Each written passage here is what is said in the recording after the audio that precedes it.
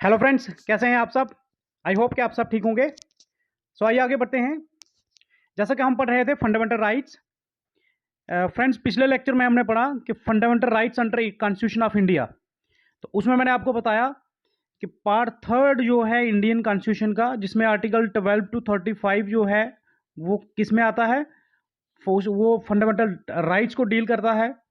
तो इसमें मैंने आपको बताया था कि part third of the Indian constitution जो है उसको मैग्ना कार्टा भी कहा जाता है। जैसा मैंने आपको बताया कि उसको मैग्ना कार्टा जो ऑफ इंडियन कॉन्स्टिट्यूशन उसको पार्ट थर्ड को कहते हैं। फिर मैंने ये भी बताया था कि मैग्ना कार्टा क्यों कहा जाता है, जिसमें मैंने बताया था कि एक्चुअल में मैग्ना कार्टा जो है 1215 में जो था किंग जॉन ऑफ इंग्लैंड जो था उसने यहाँ पे उसने वहाँ पे एक ये किया था, चार्टर ऑफ राइट जो था वो इशू किया था। तो वहाँ पे फॉर द फर्स्ट टाइम जो था ह्यूमन राइट्स की हिस्ट्री में वहाँ पे फंडामेंटल राइट्स की बात करी गई थी। तो इसीलिए हमारा इंडियन कॉन्स्टिट्यूशन का जो पार्ट थर्ड जो है ये भी फंडामेंटल राइट्स जो है इंडिविजुअल्स के उनकी बात करता है। तो इसलिए हम इसको भी जो क्या कहते हैं, Magna carta of the Indian constitution कहते हैं। सो फ्रेंड्स, उसमें हमने पढ़ा कि जिसमें मैंने बताया था आपको कि part third of the Indian constitution जो है उसमें ओरिजिनली जो थे वो 7 जो थे फंडामेंटल राइट्स प्रोवाइड किए गए थे। कितने? 7 फंडामेंटल राइट्स जो थे वो प्रोवाइड किए गए थे, जिसमें मैंने आपको बताया था कि कौन कौन से उसमें फंडामेंटल राइट्स थे। Right to equality, right to freedom, right against exploitation, जैसे सारा मैंने आपको बताया था। लेकिन ओरिजिनली 7 थे, लेकिन बाद में क्या हुआ कि राइट टू प्रॉपर्टी जो है वो इसमें से एक्सक्लूड कर दिया गया है।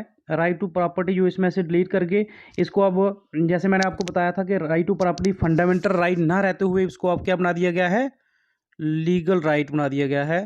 लीगल राइट हो गया है। और इसमें इसको पार्ट 12 जो है, पार्ट 12 जो है इंडियन कॉन्स्टिट्यूशन का, और आर्टिकल उसमें कौन सा बताया था वो भी मैंने आपको बताया था, 300A में जो है इसको रखा गया है। सो उसके बाद हमने पढ़ा था फ्रेंड्स, उसके बाद हमने पढ़ा था राइट टू इक्वलिटी के अंदर जो था, जैसे मैंने आपको बताया था कि आर्टिकल 14 से लेकर 18 तक जो हैं वो डील करते हैं। ये आर्टिकल 14 मैंने जैसे आपको बताया था कि उसमें इक्वलिटी बिफोर लॉ और इक्वल प्रोटेक्शन ऑफ लॉ जो है वो प्रोवाइड की जाती है एवरी सिटीजन को। उसके बाद हमने पढ़ा था राइट टू फ्रीडम। उसके बाद हमने पढ़ा था आर्टिकल 15 जो था। आर्टिकल 15 में हमने पढ़ा था कि रिलीजन, रेस, कास्ट और सेक्स जो है या प्लेस ऑफ वर्थ जो है उसके बेस पे कोई डिस्क्रिमिनेशन नहीं होगी। डिस्क्रिमिनेशन की बात की थी हमने। क्या पढ़ा था उसमें? डिस्क्रिमिनेशन जो थी वो उसमें प्रोहिबिट की गई थी।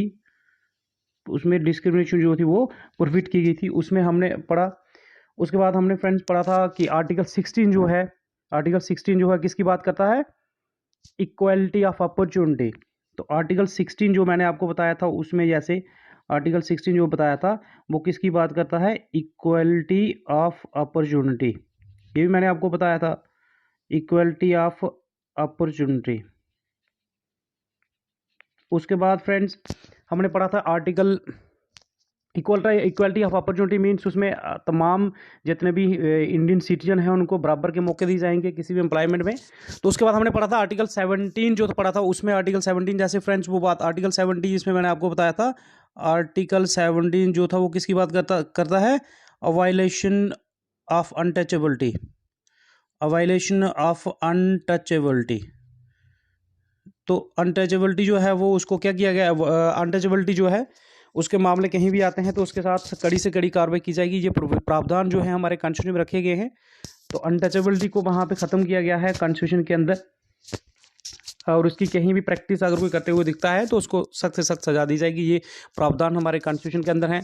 फिर आर्टिकल 18 जैसे मैंने बताया था, आर्टिकल 18 जो है, आर्टिकल 18 के बारे में जैसे बताया था मैंने, तो उसमें क्या बताया था कि उसमें वायलेशन ऑफ टाइटल की बात की गई थी। वायलेशन ऑफ टाइटल्स, जैसे मैंने बताया था टाइटल्स जो है किसी भी किस्म के, जैसे राजा, बहादुर, किंग वगैरह ऐसे करके पहले लगाया करते थे अपने नाम के साथ, तो वो सारे टाइटल जो थे वो ख़त्म किए गए थे। ये अभी तक हमने पढ़ा था। सो फ्रेंड्स, आइए आज हमारा जो आज हम पढ़ने वाले हैं, आज हम पढ़ेंगे राइट टू फ्रीडम। तो हमारा जो फ्रीडम जो है, स्वतंत्रता जो है हमारी, एक हमारी आज़ादी का जो एक हमें हकूक़ जो हैं अब दिए गए हैं इसमें आर्टिकल 19 टू 20। और मैं कहूँगा फ्रेंड्स कि 19 टू 20 जो आर्टिकल हैं, article 19 to 20 most of the time इसी में से जो है वो क्वेश्चन जो है पेपर में पूछे जाते हैं। और जैसे जैसे कंपटीशन लेवल बढ़ता जा रहा है तो इसकी गहराई में जाके इसके क्लास बाय क्लास जो है वहाँ से भी क्वेश्चन पूछे जाते हैं। सो आइए हम देखते हैं आज आर्टिकल 19 टू 20 क्या है। आर्टिकल 19 से लेकर 22, 90 टू 22 आर्टिकल जो है वो किसके साथ डील करता है, आज इसके बारे में हम चर्चा करेंगे। सो आइए फ्रेंड्स देखते हैं आर्टिकल 19 जो है फ्रेंड्स, आर्टिकल 19 जो है वो क्या कहता है, it grants protection of certain rights regarding freedom of speech. तो आर्टिकल 19 जो वो है इसमें मेन चीज़ वो है क्या करता है, हमें प्रोटेक्शन देता है। किसकी प्रोटेक्शन देता है, certain rights, freedom of speech. इसमें हमें फ्रीडम ऑफ स्पीच जो है, फ्रीडम ऑफ स्पीच जो है वो उसका हमें ये अधिकार देता है। It says that all citizen have following 6 rights. तो इंपॉर्टेंट इसमें चीज़ जो है वो याद रखने वाली है, कितने राइट्स है, 6 राइट्स। इसमें ये बड़ी बार क्वेश्चन जो है एग्जाम में पूछा जाता है कि आर्टिकल 19 जो है वो कितने फंडामेंटल राइट्स जो है प्रोवाइड करता है ओरिजिन। तो एक्चुअली वो कितने 6 फंडामेंटल राइट्स जो है इसमें 6 तरह के जो राइट्स हैं जो प्रोवाइड करता है। सो ये देखते हैं कौन कौन से हैं। इसमें पहला नंबर जो आता है freedom of speech and expression, कि बंदा अभिव्यक्ति की जो आज़ादी जो कहते हैं कि हम freedom of speech and expression, हमारा कॉन्स्टिट्यूशन हमें जो गारंटी देता है कि आप जो मन चाहे बोलना चाहें बोल सकते हैं, अपने आप को एक्सप्रेस जो आपके दिल में है वो एक्सप्रेस कर सकते हैं। लेकिन उसमें क्या है, रीजनेबल रिस्ट्रिक्शंस जो है वो हमेशा लगाई जाती हैं। कि रीजनेबल रिस्ट्रिक्शंस मीन्स आपकी अपनी आज़ादी जो है तब तक आज़ादी है जब तक आप दूसरों को, अदर्स जो दूसरों की फ्रीडम, जब तक आप उसको हर्ट नहीं कर रहे, दूसरे की फ्रीडम जो कर्टेल नहीं कर रहे, तब तक आपकी फ्रीडम जो है ये गारंटीड है। इंडियन कॉन्स्टिट्यूशन के अंदर आपकी फ्रीडम ऑफ स्पीच और एक्सप्रेशन बिल्कुल आपको दी जाती है, लेकिन दूसरे की फ्रीडम ऑफ स्पीच एक्सप्रेशन जो है वो कहीं हर्ट ना हो, या फिर कंट्री की सॉवरेनिटी इंटीग्रिटी का, कंट्री का जो कॉन्स्टिट्यूशन है उसके कोई अगेंस्ट जो है आप नहीं बोल सकते। तो ये सारी उसमें रिस्ट्रिक्शंस हैं।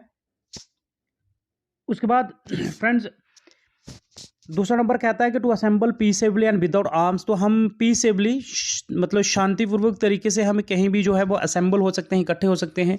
Without arm, that too without arms, ये इंपॉर्टेंट चीज़ है। विदाउट आर्म्स तो हम इकट्ठे होके हम जैसे इकट्ठे होना चाहें हो सकते हैं। लेकिन अगेन फिर जहाँ पे वही आ जाता है कि आप कहीं असेंबल तो हो रहे हैं लेकिन without hurting others liberty, others freedom, दूसरे बंदे की आप जो है फ्रीडम को जो वो है वो क्या नहीं कर सकते, हर्ट नहीं कर सकते। ठीक है। सो आइए फ्रेंड्स आगे बढ़ते हैं। इसके बाद क्या था, राइट टू फॉर्म एसोसिएशन और यूनियन और कोऑपरेटिव सोसाइटीज़। तो इसमें क्या होता है कि आप कोई एसोसिएशन बना सकते हैं, यूनियन और कोऑपरेटिव सोसाइटी कुछ भी बनाना चाहें बना सकते हैं। ये भी आपको आर्टिकल 19 जो है ये आर्टिकल 19 प्रोवाइड करता है। उसके बाद to move freely throughout the territory of India. तो भारत की किसी भी क्षेत्र में जाकर, आप इंडिया के किसी भी एरिया में जाकर जो है आप घूम फिर आ सकते हैं, घूम सकते हैं। To move freely throughout the territory of India, Bharat के किसी भी हिस्से में आप जा सकते हैं, मूव कर सकते हैं। उसके बाद है to reside and settle in any part of the territory. तो फिर आप इंडिया के किसी भी पार्ट में रिजाइड जाके रह सकते हैं, किसी भी इंडिया का जो पूरा एक जो हमारा भारत जो है उसके किसी भी एरिया में जाकर आप रह सकते हैं, वहाँ पे अपनी रिहाइश रख सकते हैं। लेकिन इसमें फ्रेंड्स इसमें मेन इंपॉर्टेंट चीज़ यही है कि ये 6 फंडामेंटल राइट्स, ये 6 राइट आर्टिकल 19 जो है ये आपको 6 राइट्स जो प्रोवाइड करता है। इसमें रिस्ट्रिक्शन जो है, इसमें रीजनेबल रिस्ट्रिक्शंस और reasonable restrictions, number 1 reasonable restrictions इसमें लगाई जाती हैं। और उसके बाद क्या होता है, रीजनेबल रिस्ट्रिक्शंस और साथ में कुछ लॉ जो है, कोई स्पेशल जैसे किसी शेड्यूल्ड एरिया में कहीं उसके शेड्यूल्ड एरिया के लोगों के इंटरेस्ट को बचाने के लिए अगर कोई कानून बना हो वगैरह, उस तरह के जो लॉ जो हैं उनको ध्यान में रखकर तो ये फंडामेंटल राइट्स जो है ये राइट्स हमें प्रोवाइड किए जाते हैं। सो आपने याद रखना है फ्रेंड्स कि आर्टिकल 19 जो है ऑफ इंडियन कॉन्स्टिट्यूशन वो हमें कुल मिलाकर कितने 6 राइट्स जो है वो प्रोवाइड करता है। ये क्वेश्चन जो है पेपर में आता भी है, तो इसको ध्यान से पढ़िएगा। सो आइए आगे बढ़ते हैं फ्रेंड्स। उसके बाद देखते हैं, एक ये था टू प्रैक्टिस एनी प्रोफेशन और to carry on any occupation trade और बिजनेस। तो आप कोई भी प्रोफेशन जो है वो कर सकते हैं, कोई भी बिजनेस कोई भी ऑक्यूपेशन जो है आप ट्रेड बिजनेस जो है वो कर सकते हैं। आप उसकी भी आपको आज़ादी है। आर्टिकल 19 जो है ये आपको आज़ादी देता है। सो आइए फ्रेंड्स आगे बढ़ते हैं। आर्टिकल 20 क्या कहता है? आप आर्टिकल 20 के बारे में पढ़ेंगे। आर्टिकल 20 जो है it grants protection in respect of conviction of offence. अगर कोई जो है आपने कोई ऑफेंस किया है तो ऑफेंस जब आपका साबित हो जाता है कि इस बंदे ने ऑफेंस किया है, लेकिन फिर भी जो आर्टिकल 20 जो है ये आपको प्रोटेक्शन देता है। कैसे? Protection against arbitrary and excessive punishment to an accused person whether citizen और फॉरेनर। तो इसमें चाहे सिटिजन हो चाहे फॉरेनर हो, उसको क्या होता है? प्रोटेक्शन दी जाती है। आर्बिट्रेरी एंड एक्सेसिव पुनिशमेंट, जो अक्यूज पर्सन होता है उसको किसी बंदे की अपनी मनमानी से उसको पुनिशमेंट ना मिले, जहाँ कोई ऑपरेशन उस time eight the time of commission of offence, मतलब जिस टाइम ये ऑफेंस बंदे ने किया है उस टाइम लॉ जो ऑपरेशन में है, जो कानून है, तो उस कानून के दायरे में रहकर जो एक पुनिशमेंट बनती है उससे ज़्यादा पुनिशमेंट आदमी को ना मिले, तो ये भी प्रोटेक्शंस में दी जाती है वेदर सिटीजन और फॉरेनर हो। तो इसमें 3 प्रोविजंस हैं। इसमें फ्रेंड्स 3 प्रोविजंस हैं। ये 3 प्रोविजंस जो इसमें दिए जाते हैं बड़ा इंपॉर्टेंट है कि आपने कोई ऑफेंस जो है आपने किया है, साबित हो जाता है कि ऑफेंस किया है, फिर भी आपको उसमें प्रोटेक्शन दी जाती है कि आपको कोई अपनी मनमानी से जो है वो पनिशमेंट ना दे, आर्बिट्रेरी और एक्सेसिव पनिशमेंट ना हो। आपने जो आपने ऑफेंस किया है तो उस ऑफेंस के लिए जो एक अंडर लॉ जो बनता है, अंडर लॉ जो एक आप उसमें जो पनिशमेंट बनती है उससे ज़्यादा पनिशमेंट ना हो, चाहे वो सिटीजन हो चाहे फॉरेनर हो, तो उसके लिए ये प्रोटेक्शन देता है। इसमें फ्रेंड्स 3 प्रोविजन जो है, नंबर 1 जो है ex post facto law, number 2 no double jeopardy, और नंबर 3 जो है नो सेल्फ इंक्रिमिनेशन। आर्टिकल 20 जो है ये 3 चीजें प्रोवाइड करता है। आइए इसको समझते हैं। No ex post facto law, इसका मतलब ये हुआ कि कोई भी बंदा जो है अगर उसने कोई ऑफेंस किया है और उसको साबित हो गया कि इसने ऑफेंस किया है, तो जो जिस टाइम उसने ये अपना ऑफेंस किया है, जिस टाइम बंदे ने ऑफेंस किया है उस वक्त जो लॉ है, उस वक्त जो कानून चल रहा है, उसका जो सज़ा बनती है, तो वायलेशन ऑफ लॉ उसने अगर की है, उसको अगर वो वायलेशन ऑफ लॉ है, उस वायलेशन ऑफ लॉ जो की है उसका क्या दिया जाएगा? उसकी पुनिशमेंट दी जाएगी। ये कहता है no ex post facto law का मतलब हुआ कि कोई भी बंदा, no person shall be convicted of any offence except for violation of law and in force at the time of commission of the act. तो अगर किसी बंदे ने वायलेशन ऑफ लॉ की है तो ठीक है, उसको कन्विक्ट किया जाएगा। लेकिन अगर उसने वायलेशन ऑफ लॉ नहीं की है तो और वो कुछ ऐसा एक्ट किया है जो किसी दायरे में जो ऑफेंस नहीं माना जाता, तो उसको वहाँ पे सजा नहीं दी जाएगी। और साथ में क्या है, penalty greater than the prescribed bye the law.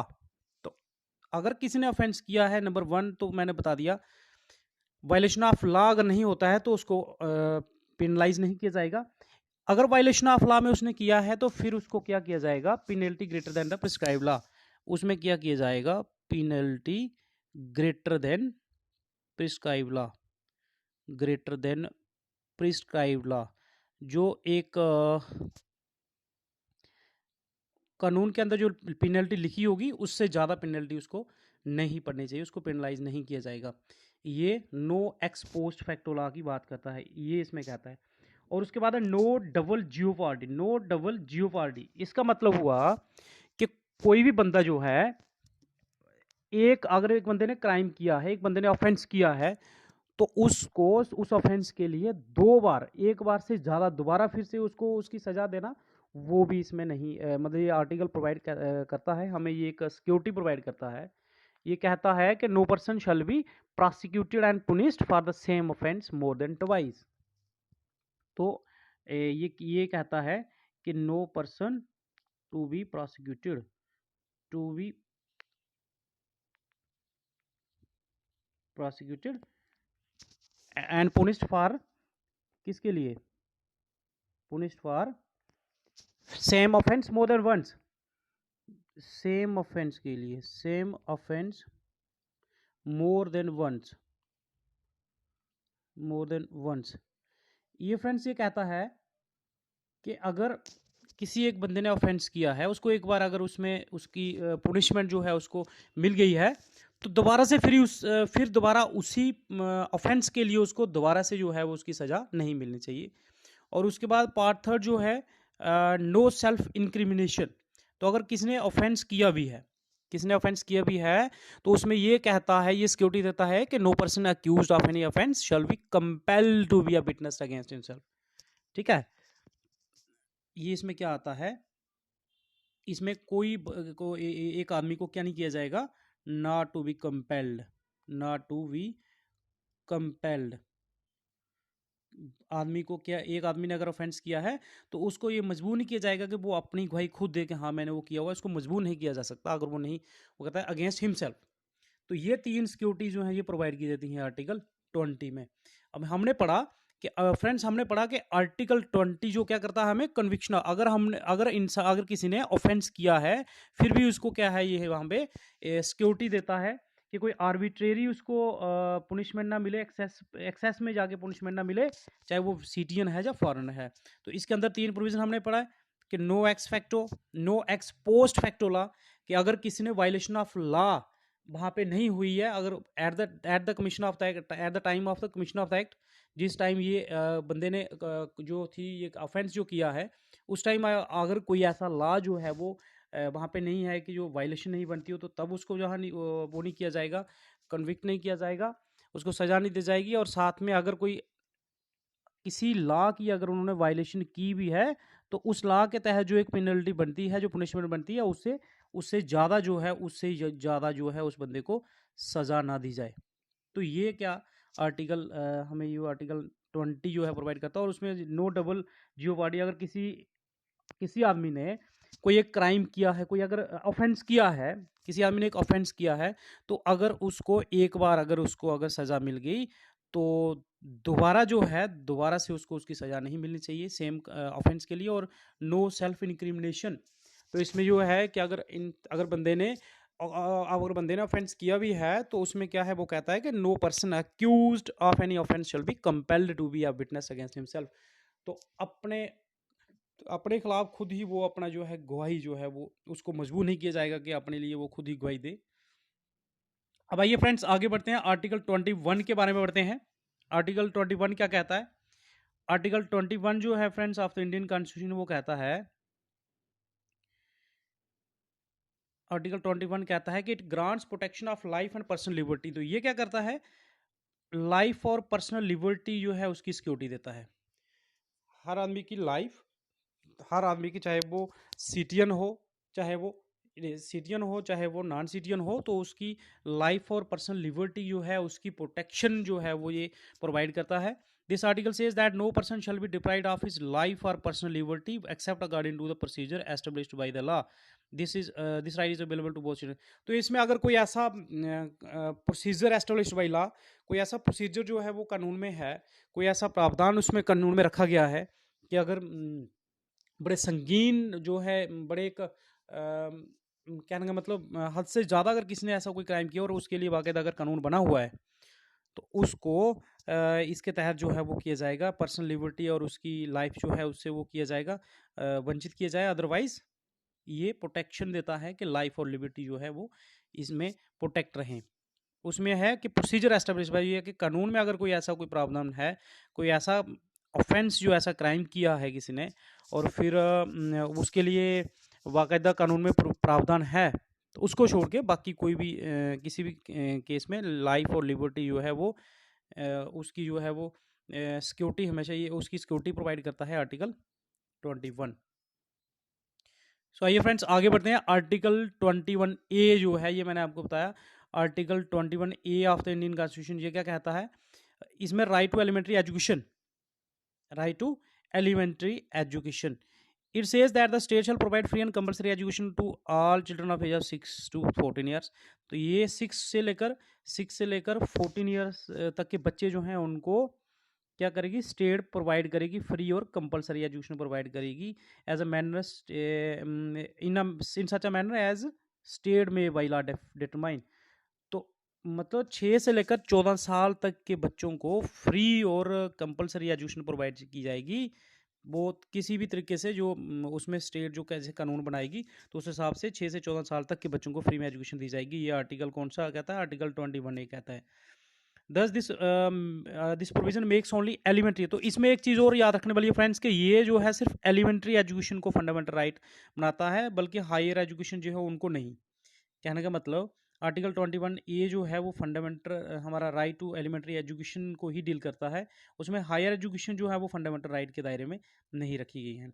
This provision was added, जैसे मैंने बताया था आपको पहले हमने पिछले लेक्चर में पढ़ा था कि 86 कॉन्स्टिट्यूशनल अमेंडमेंट एक्ट 2002 में हुई थी, जिसमें हमारी फंडामेंटल ड्यूटी भी ऐड हुई थी, 11th वन जो ड्यूटी हमारी ऐड हुई थी। तो 86 कॉन्स्टिट्यूशनल अमेंडमेंट एक्ट 2002 में ये प्रोविजन इंडियन कॉन्स्टिट्यूशन में ऐड किया गया। This amendment is a major milestone in the country's aim to achieve education for all.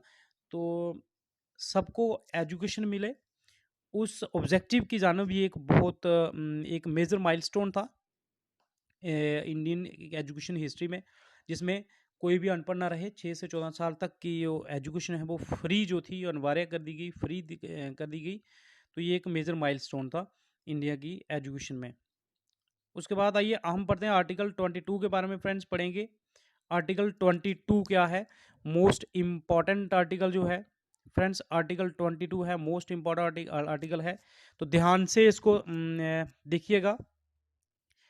Article 22 क्या कहता है, it grants protection against arrest and detention certain cases. तो ये क्या करता है, हमें अरेस्ट और डिटेंशन, किसी को अरेस्ट किया गया है, डिटेन किया गया है, तो उसके अगेंस्ट ये प्रोटेक्शन देता है। अगर किसी बंदे को अरेस्ट किया जाता है, डिटेन किया जाता है, तो उसके अगेंस्ट ये क्या करता है, प्रोटेक्शन देता है। ये no person who is arrested shall be, उसमें ये बताता है कि कौन कौन सा बंदा जो उसको अरेस्ट किया जाएगा, किन किन ग्राउंड्स पे अरेस्ट नहीं किया जाएगा, अगर अरेस्ट किया जाता है तो किन किन ग्राउंड्स पे उसको छोड़ा जाएगा, ये सारा इसमें बताया गया है। No person who is arrested shall be detain in custody without being informed as soon as may be of the grounds for such arrest. तो अब कोई भी बंदा जिसको अरेस्ट किया गया है, तो उसको बिना बताए कि आपको किस ग्राउंड पे अरेस्ट किया गया है, उसको हम अरेस्ट नहीं कर सकते, डिटेन नहीं कर सकते। No person who is arrested shall be detain in custody without being informed. तो जो बंदा, कोई भी आदमी अगर उसको अरेस्ट किया जाता है तो उसको कस्टडी में नहीं रखा जाता बगैर ये बताए कि आपको किस ग्राउंड पे अरेस्ट किया गया है। Nor shall he be denied the right to consult and to be defended by legal practice. तो साथ में क्या होता है, कहने का मतलब ये कहता है आर्टिकल 22 क्लास 1 जो इसका वो कहता है कि कोई भी बंदा जो अरेस्ट किया जाता है उसको कस्टडी में बिना उसको ये बताया कि आपको किस ग्राउंड पे अरेस्ट किया है, उसको हम जो कस्टडी में नहीं रह सकते। या उसको साथ में अगर उसको अरेस्ट किया है तो उसको हम ये डिनाई नहीं कर सकते, right to consult and be deny and be defended by a legal practitioner, कि वो अपनी मर्जी से कोई लीगल प्रैक्टिशनर जो है लीगल एडवाइस ले, अपनी मर्जी से जो है अपने आप को डिफेंड करे। तो ये राइट भी उसको दिया जाता है कि अगर किसी आदमी को अरेस्ट किया जाता है तो उसको ये राइट भी दिया जाता है कि वो अपनी उस अरेस्ट को चैलेंज करने के लिए उसको राइट दिया जाता है, अधिकार दिया जाता है।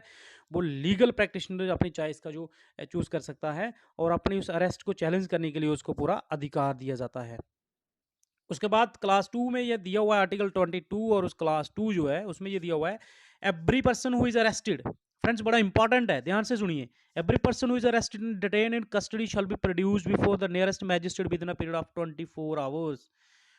कोई भी बंदा जिसको अरेस्ट किया जाता है और डिटेन किया जाता है, कस्टडी में रखा जाता है, उसको नियरेस्ट मैजिस्ट्रेट जो होगा 24 घंटे के अंदर उसको कोर्ट के सामने पेश करना पड़ेगा। किसी भी आदमी को अगर अरेस्ट किया जाता है, डिटेन किया जाता है, कस्टडी में रखा जाता है, लेकिन उसको अरेस्ट करने के तुरंत 24 घंटे बाद, 24 घंटे के अंदर अंदर जो है, 24 घंटे के अंदर अंदर उसको मैजिस्ट्रेट, नियरेस्ट मैजिस्ट्रेट जो है उसके सामने जो है पेश करना पड़ेगा, ये आर्टिकल कहता है, आर्टिकल 22 और क्लास सेकंड। एक्सक्लूडिंग द, इसमें 24 आवर्स कौन से होते हैं, excluding the time necessary for journey from place of arrest and court में। तो इसमें वो टाइम एक्सक्लूड, 24 घंटे में से टाइम वो एक्सक्लूड हो जाता है जहां से नेसेसरी फॉर जर्नी। अब बंदे को किसी, मानो किसी बंदे ने एक बंदे ने कोर्ट से 50 किलोमीटर दूर जो है वो क्राइम किया, वहां पे उसको अरेस्ट किया जाता है, वहां से उसको कोर्ट के पास लाने तक जो जितना टाइम लगेगा उस टाइम को निकाल के बाकी का जो टाइम है 24 घंटे के अंदर, जो उस जर्नी का टाइम छोड़ के जहां पे बंदे ने क्राइम किया है वहां से लेकर तो कोर्ट तक का जो टाइम लगेगा, लाने का टाइम लगेगा, उसको छोड़ के 24 घंटे जो है उसको छोड़ के वो टाइम निकाल के बाकी के 24 घंटे के अंदर जो है वो कोर्ट के सामने उसको पेश करना पड़ेगा। And no such person shall be denied in custody beyond the said period without authority of magistrate. तो अब वो बंदा जो है उसको क्या किया जाएगा, no such person shall be denied in custody, sorry detain in custody beyond the said period without. तो अब जो है जब तक मैजिस्ट्रेट, अथॉरिटी ऑफ मैजिस्ट्रेट, जब तक मैजिस्ट्रेट इस चीज को ऑथराइज ना करे कि आप इसको जो है 24 घंटे से बाद का टाइम जो उसको, मतलब एक प्रिस्क्राइब पीरियड जो है, जैसे 24 मैंने बताया 24 आवर्स के अंदर, 24 घंटे के अंदर अगर किसी बंदे को अरेस्ट किया जाता है 24 घंटे के अंदर उसको कोर्ट के सामने पेश करना पड़ता है।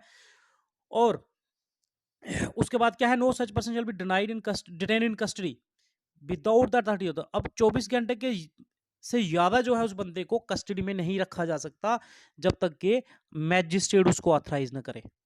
ये इंपॉर्टेंट है क्लास, ये अभी जो मैंने आपको बताया क्लास सेकंड। तो उसके बाद इन्होंने दिया हुआ कि not applicable to enemy alien person arrested under preventive detention. तो इसमें एक और है क्लास थर्ड में, उन्होंने दिया हुआ है कि एलियन कोई अगर है उसको ये राइट जो है ये एप्लीकेबल नहीं है, ये राइट सुरक्षा नहीं देता, इस चीज की सुरक्षा नहीं देता। जैसे इंडियन सिटीजन अगर कोई है उसको देता है, इसमें एनिमी एलियन जो कोई है उसको नहीं प्रोवाइड किया जाता। और साथ में प्रिवेंटिव डिटेंशन के तहत, अगर प्रिवेंटिव डिटेंशन क्या हुआ फ्रेंड्स, कि जैसे हमें लग रहा एप्रीहेंशन, अब जी हमारे मतलब हमें एप्रीहेंशंस हैं, ये हमें एप्रीहेंशंस हैं कि कोई बंदा लॉ एंड ऑर्डर की सिचुएशन जो है वो क्रिएट कर सकता है, लॉ एंड ऑर्डर में जो है वो प्रॉब्लम बन सकती है, तो उस ग्राउंड पे बंदे को क्या किया जाता है, अरेस्ट किया जाता है। प्रिवेंटिव डिटेंशन उसे कहते हैं। प्रिवेंटिव डिटेंशन हो गया कि कोई आदमी मानो लगता है कि ये बंदा आने वाले टाइम में या किसी भी वक्त जो है लॉ एंड ऑर्डर जो है, लॉ एंड ऑर्डर जो है उसकी सिचुएशन क्रिएट हो सकती है, तो इसको क्या किया जाता है, डिटेन किया जाता है। तो उसमें भी क्या है, ये एप्लीकेबल ना ही एक एनिमी एलियन को है, और प्रिवेंटिव डिटेंशन जो है उसके ग्राउंड पे अगर किसी बंदे को अरेस्ट किया जाता है तो उसको भी ये एप्लीकेबल नहीं है। लेकिन इसमें क्या है, no detention beyond 3 months unless advisory board provide sufficient cause for. तो इसमें क्या है कि प्रिवेंटिव डिटेंशन भी जो है वो भी 3 महीने से ज़्यादा जो है वो नहीं की जा सकती, अनलेस उसमें क्या होता है कि एडवाइजरी बोर्ड जो है वो एडवाइजरी बोर्ड कंस्टिट्यूट किया जाता है, हाई कोर्ट लेवल का एक हाई कोर्ट के जज के लेवल का एक बंदा जो है उसमें, जैसे उस लेवल के बंदे के जो है एक बोर्ड कंस्टिट्यूट किया जाता है वैसे बंदा मिला के। तो उसमें जब तक वो अपनी राय नहीं देता कि सफिशिएंट काज कि इसको अरेस्ट 3 महीने से ज़्यादा अरेस्ट रखना है, क्यों रखना है, जब तक वो अपनी एडवाइस नहीं दे सकते तो 3 महीने से ज़्यादा उसको वहाँ पे नहीं रखा जा सकता।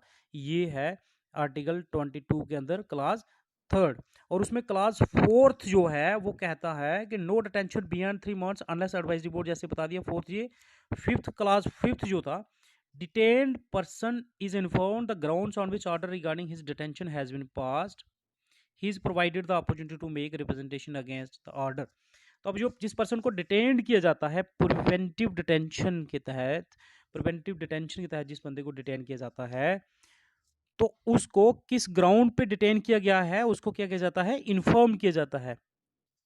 डिटेन्ड पर्सन इज इन्फॉर्म्ड, उसको इन्फॉर्म किया जाता है किसका, the grounds on which order regarding his detention has been pass, कि किस ग्राउंड पे उसको जो है वो डिटेन किया गया है, उनके बारे में जो है उसको इन्फॉर्म किया जाता है। He is provided opportunity to make representation against the order.